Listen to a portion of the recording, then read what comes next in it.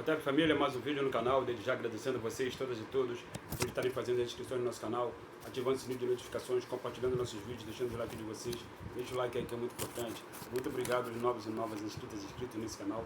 Somos um pouco mais de 1.580 inscritas e inscritos. Sejam todos e todos muito bem-vindas e bem-vindos. Este é o África no Centro, canal para nós discutirmos relações étnico-raciais, história, antropologia, as contribuições que as populações africanas do continente da diáspora legaram para a humanidade, sempre a partir da perspectiva do pan-africanismo. Família, hoje a gente está aqui para trocar uma ideia sobre um papo que eu levei recentemente, no final do ano passado com o irmão, quando nós estávamos falando sobre a questão dos cabelos lisos. Acho que eu já toquei nesse ponto aqui em vídeos anteriores, mas é sempre bom a gente voltar a esse ponto, porque tem algumas questões relativas à escravidão e a nossa experiência aqui na diáspora, que nós fomos colocados em camisas de força nos impostas pelos racistas. E a gente, ainda que a gente esteja vivendo hoje numa era da informação, eu sou arquivista, estou voltando para falar isso, além de professor de história, eu também sou arquivista, e o arquivista lida com a informação. Para nós, arquivistas, estamos na era da informação. Uma informação que está sendo distribuída aí em toneladas, porque estamos na era das redes sociais. E apesar disso, apesar de muita disponibilidade de obras de referência em PDF, apesar disso, o nosso povo, o povo preto que ainda que tem acesso a obras de história da África, obras de referência, continua sendo aprisionado, ou melhor, continua fazendo questão de se colocando dentro de uma caixinha. Por quê? Eu sou preto, só posso ser da macumba, por exemplo. Não necessariamente, mano. Não necessariamente. A gente vai tocar nesses pontos sensíveis aqui, porque é para isso que serve o conhecimento, para a gente desconstruir uma série de mentiras que foram colocadas na nossa cabeça, e muitas das vezes a gente se vê aprisionado por essas mentiras, e a gente, por não ter acesso à obra de referência do campo do panafricanismo e da afrocentricidade, a gente continua a reproduzir essas mentiras por aí, achando que está fazendo o papel do preto desconstruído, quando na verdade nós estamos nada mais nada menos que reproduzindo mentiras que nos foram colocadas na nossa cabeça por conta de racistas, e que nos colocam numa camisa de força que nos impede de nos movimentar por outros lugares que nós podemos perfeitamente nos movimentar, até porque, como eu disse para um querido irmão, o mundo é nosso. Nosso povo povoou o planeta inteiro no primeiro momento. Então nós podemos estar em todos os lugares. Lugares geograficamente falando, lugares politicamente falando. E aí, por que eu estou falando isso? Porque quando a gente fala, por exemplo, na questão dos cabelos, as pessoas pensam que preto não pode alisar cabelo, ou não pode andar com cabelo liso. Que alisar cabelo estaria se vendendo, estaria querendo se tornar branco, estaria querendo ser como branco. Não! Os cabelos lisos surgiram primeiro na cabeça de pessoas pretas. Já falamos isso aqui outras vezes, é sempre bom a gente voltar isso. Para que a gente, família, a gente não fique aprisionado em camisas de força que nos foram colocados por racistas. Os racistas disseram para nós que preto só pode usar cabelo crespo. Quando eu era professor de história num curso de história da África, e aí a minha esposa, ela utilizava o cabelo dela com lace, eu acho que as meninas devem saber disso melhor do que eu, que é um direito que a minha esposa tinha e tem, hoje em dia ela usa trança, hoje em dia ela usa cabelo black, porque é um direito que ela tinha, ainda tem também, enquanto mulher preta. A mulher preta tem o direito de usar o cabelo da forma como ela quiser. Nós pretos, homens pretos particularmente, não podemos aprisionar a mulher preta de forma nenhuma. Como disse o grande Malcolm X, a mulher preta é o ser humano mais oprimido da face da terra. Então, voltando ao ponto que eu estava, quando eu lecionava num curso de História da África para pretos, exclusivamente para pretos e pretas, a minha esposa ia com cabelos lisos, de lace que ela colocava. E aí, família, muitas irmãs, mulheres pretas, ficavam olhando para minha esposa com olhos de reprovação por conta do cabelo dela. E aí, teve uma vez que eu parei a aula e falei, olha só, para as irmãs que estão olhando para a minha esposa que está aqui, assistindo aula como vocês, para as irmãs que estão olhando com olhos de reprovação, olhando de cara feia para minha esposa, eu só tenho que dizer uma coisa: estudem a história de vocês. Vamos fazer o que nós estamos fazendo aqui, estudar a história da África. E aí, o grande Cheikh Anta Diop, já fiz várias vezes uso da obra dele aqui, ele nos explica que os cabelos lisos surgiram primeiro na cabeça de pessoas pretas, homens e mulheres. Então, as mulheres pretas, repetindo, podem usar o cabelo da forma como elas quiserem. O que eu acho curioso é que aqui no Brasil há um grande patrulhamento entre as próprias irmãs, entre as próprias mulheres pretas, na cabeça das mulheres pretas, fazendo com que, olha, você não pode alisar cabelo, você tem que usar cabelo black, você tem que usar trança, você não pode. Inclusive, teve uma irmã no Instagram que disse que mulheres pretas não deveriam usar nem trança, porque a trança, como ela fica, né, escorrida, caída, assim, nos ombros, ela é uma forma disfarçada de querer usar cabelos lisos e querer ser como os brancos. Família, as tranças, ela vem desde o antigo Kemet. Vocês podem pesquisar em obra de referência ou fazer o meu curso de História da África a partir da perspectiva do Pan-Africanismo. Convido todas e todos vocês a fazerem, que eu vou mostrar para vocês imagens de mulheres com tranças no Antigo Egito. Com tranças, essas tranças que vocês mulheres utilizam hoje em dia. Essas tranças iguaizinhas, não tem diferença nenhuma. Isso se chama asili. É o nosso DNA antropológico, é a nossa memória genética, que a grande Marimba Ana nos explica perfeitamente na obra dela chamada Irugu. Ok? Então, nós não precisamos ficar nessa camisa de força, particularmente as mulheres pretas, não podendo usar cabelo liso, ou ser careca, ou cabelo black, ou com trança, da forma como elas quiserem. A mulher preta tem de ser livre para usar o cabelo da forma como ela quiser. Ponto final. Até porque a história nos permite isso.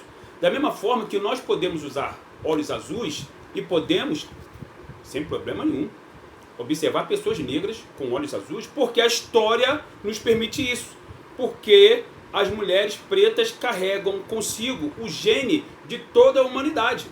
Então, os olhos azuis que vocês encontram muitas das vezes em pessoas negras, fiquem tranquilas. Não é nenhuma tentativa de querer ser branco, não. Azuis ou verdes, não é. Essas pessoas têm olhos azuis ou verdes. Ah, tem pessoas que usam lente. Se essas pessoas usam lente, azuis ou verdes, e querem usar e podem usar, o corpo é delas. Você tem que respeitá-las. Ok? Você tem que respeitá-las. Por quê? Quem te disse que só branco tem olhos azuis ou verdes foi o branco. E aí, quando o branco fala, a gente assina embaixo, sem sequer questionar essa pessoa branca. Por quê? Porque nós fomos deseducados, como explica o grande professor Carter G. Woodson. Então, família, antes de vocês apontarem o dedo para outro irmão ou irmã, primeiro, estudem a sua história. Estudem com obras de referência do campo do panafricanismo e da afrocentricidade, antes de vocês levantarem o dedo e apontarem, dizendo que aquelas pessoas ali estão querendo ser brancas. Não necessariamente. Da mesma forma que eu percebo que há um patrulhamento entre nós pretos e pretas em relação a irmãs e irmãos que são protestantes. Eu estou à vontade para falar porque eu tenho gente na minha família que é protestante, a minha esposa é protestante, eu tenho amigos e amigas que são protestantes, eu tenho alunas e alunas que são protestantes, inclusive no meu curso de História da África, inclusive uma aluna minha que nasceu no continente africano. É um pecado para os pretos serem protestantes? Depende. Depende do ponto de vista, depende do que lugar você está partindo. Quando eu falo que as raízes históricas do cristianismo estão no continente africano, é exatamente para essas pessoas pretas que são protestantes e que eu já tive a oportunidade de falar para elas exatamente isso que eu estou falando aqui, mais de uma vez, diga-se de passagem, para elas estudarem a fé delas. Porque se você estudar a sua própria fé, estudar e saber que as raízes históricas daquilo que vai ser chamado de cristianismo estão no continente africano, nenhum preto protestante, como o Dr. Martin Luther King Jr., entenderam? Como o Dr. Martin Luther King Jr., em momento nenhum vai poder apontar o dedo para um irmão ou uma irmã que seja da Umbanda e do Candomblé e dizer que nós cultuamos coisas do demônio.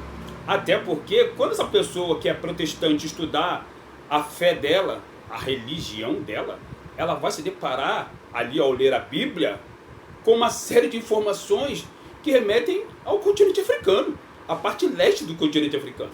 E aí ela vai ver que em momento nenhum ali se diz que Exu é diabo, que Orixá é demônio, que etc. Aliás, a palavra que ela vai encontrar ali é Oxalá. É a palavra que elas vão encontrar na Bíblia. Eu estou vontade para falar porque eu estudo a Bíblia, eu não faço estudo bíblico. Eu estudo a Bíblia a partir da perspectiva do panafricanismo, com livros do campo do panafricanismo e da afrocentricidade ao meu lado. É óbvio, é assim que se estuda a Bíblia. Isso é estudar a Bíblia, não estudo bíblico. Estudo bíblico é o que se faz nas igrejas protestantes, neopentecostais fundamentalistas.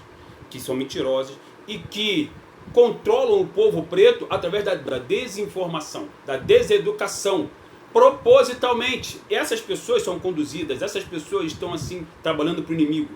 Agora, como é que a gente traz essas pessoas para o nosso lado? Simplesmente explicando para elas que elas precisam estudar a fé delas a partir de uma perspectiva africana e não ficar achando que Jesus é branco, que Deus é branco, que hebreus são brancos, porque isso foi construído pelos racistas, pelos nossos opressores.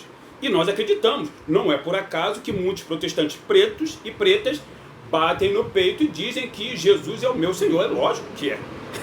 Se trata, e aqui eu estou sendo bem irônico, se trata de um homem branco, bonito para os padrões brasileiros, que o padrão de beleza aqui no Brasil é europeu, vocês sabem disso. Homem branco, olhos claros, a pele, aquela tez bem clarinha, cabelos lisos, castanhos claros. Logicamente que as mulheres vão dizer que aquele homem ali, lindo, maravilhoso, ombros largos de 1,80 m, é o senhor delas. Se Jesus, o personagem principal da Bíblia, que na verdade o nome dele é Yeshua, correto? Se ele fosse caracterizado como um homem preto, velho, careca e sem dente, como Tião Macalé, eu duvido que muitas dessas pessoas iam bater no peito e dizer que Jesus é o meu Senhor. Entenderam? Então, trata-se de uma desinformação, de uma deseducação. Essas pessoas estão deseducadas. Então, nós que temos o conhecimento, precisamos educá-las. Precisamos fazer com que elas enxerguem a verdade, que elas estão sendo controladas, dominadas. Agora, a gente não pode entrar em rota de colisão com essas pessoas, a não ser que elas nos agridam. Aí é outra conversa. Aí trata-se de legítima defesa. Correto? Porque tudo que o racista quer é que a gente brigue entre nós. Como disse o grande professor, doutor Mark Johnson, a supremacia branca tem treinado pessoas pretas para defender a supremacia branca. E defender a supremacia branca, por exemplo, significa também acreditar que o cristianismo é branco, europeu. E não é. O catolicismo é branco, europeu. O protestantismo é branco, europeu. As raízes históricas do cristianismo não são brancas, não são europeias, são pretas e são africanas. Uma outra questão é que dentro dessa discussão das religiões, pouco se fala do islamismo. Porque os muçulmanos, árabes muçulmanos, escravizaram africanos durante mais de 1.200 anos no continente. Vocês nunca souberam disso? Claro que não. Sabe por quê? Porque a historiografia ocidental lhes negou isso. A historiografia ocidental branca, eurocêntrica, racista, essa que vocês já aprendem nas universidades públicas, que é eurocêntrica, e nas privadas, que é eurocêntrica, aliás, privada tem até duplo sentido, né? Privada, o que você faz na privada, né? Tem até duplo sentido, e que também é eurocêntrica, ensinaram para vocês que a escravidão começou só com o tráfico atlântico de escravizados com europeus. Não, a escravidão africana começou com árabes, muçulmanos que invadiram o continente africano em 639 da nossa era. Islamizaram muitos africanos, e aqueles africanos que não foram islamizados simplesmente foram reduzidos à escravidão como modo de produção durante mais de 1000 anos. É importante salientar isso. Então, por que que a gente, por exemplo, exalta os muçulmanos negros lá nos Estados Unidos? Por quê? Por que que muitos negros estadunidenses abraçam o islamismo? Será que eles não estudaram a história do Islã? Deveriam estudar. Agora, isso significa dizer que você não pode ser muçulmano se você for preto? Não necessariamente você pode. Você pode ser o que você quiser. Você precisa apenas estudar a sua religião. Como Sheikh Anta Diop, por exemplo, um grande muçulmano da confraria Murir, Sheikh Anta Diop estudou a religião dele. Não aqui, né? Aqui ele até apresenta algumas informações a respeito da religião dele e fala, por exemplo, que na Península Arábica, quando o profeta Muhammad nasceu, o profeta Muhammad que vai fundar o islamismo, quando ele nasceu, a Península Arábica estava coberta de populações pretas. Eram sabeus que estavam ali, obviamente. Né? E, inclusive, alguns dos primeiros muçulmanos eram negros, como Bilal, o Abissínio. Bilal, para quem não viu o filme aí e assiste, é muito bom assistir o filme Malês, ele é citado naquele filme lá. Então, muitos pretos se converteram ao islamismo. Agora, antes de você apontar o dedo e dizer, você está errado e se converteu ao islamismo porque eles escravizaram o nosso povo, você precisa estudar a sua fé, estudar a história do Islã, né? Precisa fazer isso. Porque Malcolm X, o meu ídolo para sempre, que a foto dele está aqui em cima, né? Está aqui em cima no meu quadro, aqui na minha casa, Malcolm foi um grande muçulmano. E o que o Malcolm fez por nós? Lutou por nós, deu a vida por nós, pelo nosso povo. Então, um muçulmano que conhece, que estudou, inclusive fez a peregrinação a Meca, assim como o Dr. Martin Luther King foi assassinado usando o protestantismo dentro das igrejas protestantes lá nos Estados Unidos da América para combater o racismo. Ele foi morto por um racista, com um tiro. como a maioria dos homens pretos são mortos com tiro, como Malcolm X foi morto a tiros, a mando da própria nação do Islã, a mando da CIA, a mando do FBI. Quem apertou o gatilho foram homens pretos deseducados. Então, família, quando a gente apontar o dedo para um irmão, uma irmã, e dizer que ela está errada em fazer A, B ou C, calma, cuidado. A gente precisa simplesmente, antes de mais nada, estudar a nossa história. E não permitir que essas convenções que chegaram aqui através de europeus, como o catolicismo e o protestantismo, por exemplo, e que chegaram às Américas com pessoas negras, né? Como o islamismo chegou aqui às Américas com pessoas negras. Foram africanos e muçulmanos que trouxeram o islamismo para cá, para esse território. A gente não pode permitir que essas convenções extra-África, né, elas simplesmente nos coloquem em rotas de colisão uns com os outros, porque é tudo que os racistas querem. A gente precisa, antes de mais nada, conhecer nossos irmãos e irmãs, perguntar para eles: você estuda a sua fé? Você sabe de onde que a sua fé veio? Né? Porque aquilo que vai ser o islamismo também tem raízes no continente africano, como explica Cheikh Anta Diop em Nações Negras e Cultura. Também tem raízes em África. A circuncisão, a questão de não comer porco, o monoteísmo que os muçulmanos defendem, praticam, tem raízes no continente africano. Até a prática de você abaixar, ficar de genuflexo, ou seja, de joelhos, botar o rosto no chão, é bater cabeça para Oxalá, é bater cabeça para os orixás. Os muçulmanos fazem exatamente a mesma coisa, só que eles estão reverenciando Alá. Alá, Funfun, é o nome do pano branco de Oxalá. Ora essa, mais africano do que isso, não existe. O que acontece é que os árabes simplesmente acham que a sua história está à parte da história africana, quando na verdade está fortemente atrelada a ela. Os árabes são fruto de uma miscigenação negro-branco, como explica o Cheikh Anta Diop em Nações Negras e Cultura. Como os hebreus são fruto de uma miscigenação negro-branco. O que acontece é que essa miscigenação colocou na cabeça dessas pessoas, como acontece aqui no Brasil, como acontece nas Américas, colocou na cabeça dessas pessoas que negras elas não são e elas não têm nenhuma ligação histórica, antropológica, política com os pretos, que elas são um povo à parte. E aí, imbuído dessa certeza mentirosa, elas simplesmente fizeram mal a pessoas pretas, deliberadamente. E aí, com o tempo, nós aqui aprendemos que os árabes são construtores da química, da matemática, dos números, não sei mais o que tem civilização e etc. E a gente negligencia a nossa história preta. Porque os árabes também negligenciaram a história preta dos africanos. Claro que eles fizeram isso. Convenceram muitos africanos, estou à vontade para falar isso porque eu conheço muitos africanos muçulmanos, convenceram muitos africanos que, inclusive, a língua surgiu na Península Arábica. Eu conversei com um africano uma vez, ele disse isso para mim, que as primeiras línguas surgiram na Península Arábica. Eu falei: irmão, você está absolutamente enganado.